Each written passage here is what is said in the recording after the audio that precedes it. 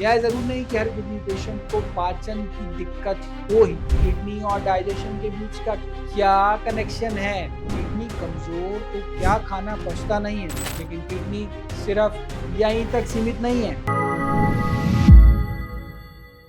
Kidney कमजोर तो क्या खाना पचता नहीं है। नमस्कार दर्शकों, मैं डॉक्टर पुनीत धवन कर्मा आयुर्वेदा से आपका एक बार फिर स्वागत करता हूं। और बहुत सारी मरीज हमारे पास आते हैं किडनी के, उनके बहुत सारे मन में प्रश्न होते हैं। हम हर प्रश्न को अलग अलग वीडियो की फॉर्म में लेने का प्रयास कर रहे हैं ताकि सभी लोग उन चीजों के बारे में जानें। अक्सर जब पेट में गैस बनती है तो खाना नहीं पचता, भारीपन महसूस होता है, तो लोग इसे नॉर्मल डाइजेशन की प्रॉब्लम मान लेते हैं और इग्नोर करते हैं। लेकिन अब के ऐसा ना करें अब से आप, क्योंकि इन सारे सिम्टम्स का मतलब ये भी हो सकता है कि किडनी आपकी काम ना कर रही। यकीन नहीं हो रहा, लग रहा होगा ये कैसे पॉसिबल है, इस तरीके से कैसे, किस तरीके से पॉसिबल है, लेकिन कुछ ही देर में हो जाएगा जब आप इस मुद्दे को डिटेल में समझ लें। किडनी और डाइजेशन का रिश्ता क्या है, और अगर किडनी कमजोर हो जाए तो पेट की तकलीफें क्यों बढ़ जाती? इन सारे सवालों का जवाब जानने से पहले ये समझ लेते हैं कि हमारी किडनी क्या काम है। देखिए, किडनी हमारे शरीर का बहुत जरूरी अंग है। ये एक तरीके से हमारे शरीर का फिल्टर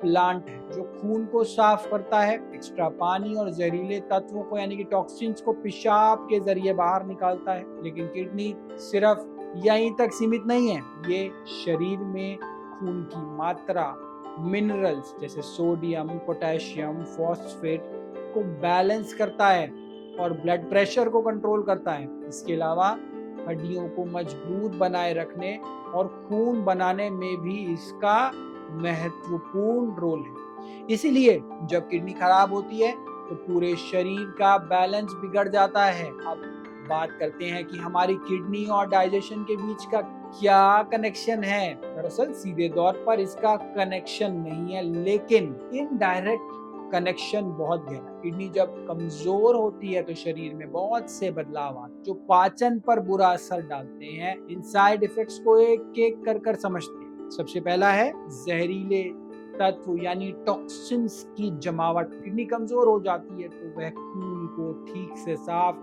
नहीं कर पाती।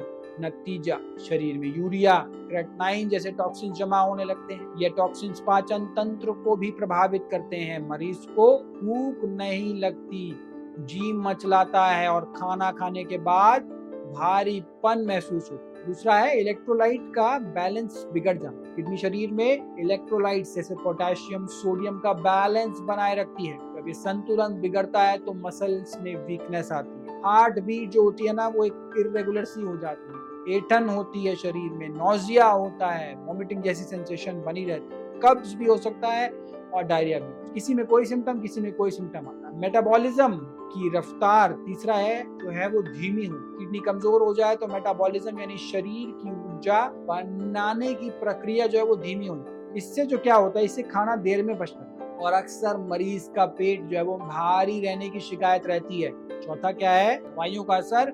किडनी पेशेंट्स को कई दवाइयां दी जाती हैं या दवाएं भी पेट की परत यानी कि लाइनिंग को प्रभावित करती हैं और एसिडिटी, अपच जैसी दिक्कतें बढ़ जाती हैं। तो अब आपने जान लिया होगा कि खराब डाइजेशन का मतलब किडनी की खराबी भी हो सकती है, लेकिन आप इस शक को और मजबूत कर सकते हैं अगर आपका खराब पाचन के साथ साथ दूसरे सिम्टम भी दिखते हैं, जैसे भूख में कमी है, मुंह का स्वाद कड़वा होना, बार बार जी मिचलाना, फेस पे पफिनेस का होना या फिर पीडल ओडेमा होना, पैरों में सूजन होना, उल्टी जैसा महसूस करना, खाने पीने के बाद पेट भारी लगना, फैटिग, लेथार्जी होना, गैस और पेट में जलन का होना, सुबह उठते ही मुंह का सूखना और स्मेल सी आना, बदबूदार मुंह। अगर ये लक्षण लंबे समय तक बने रहें तो सिर्फ पेट का इलाज ना कर किडनी की जांच भी जरूर कराएं, खासकर अगर आप डायबिटिक हैं या हाई बीपी के मरीज हैं।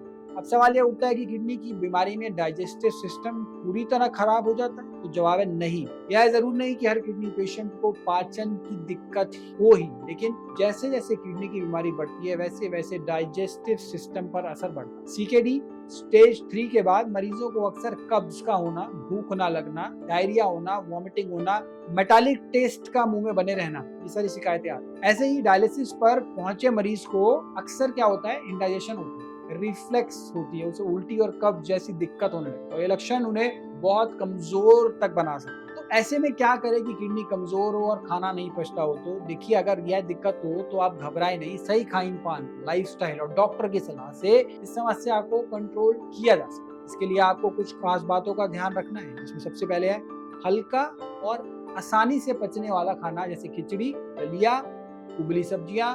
कुछ चीजें ना खाएं, जैसे तला भुना ना खाएं, मसालेदार खाना ना खाएं।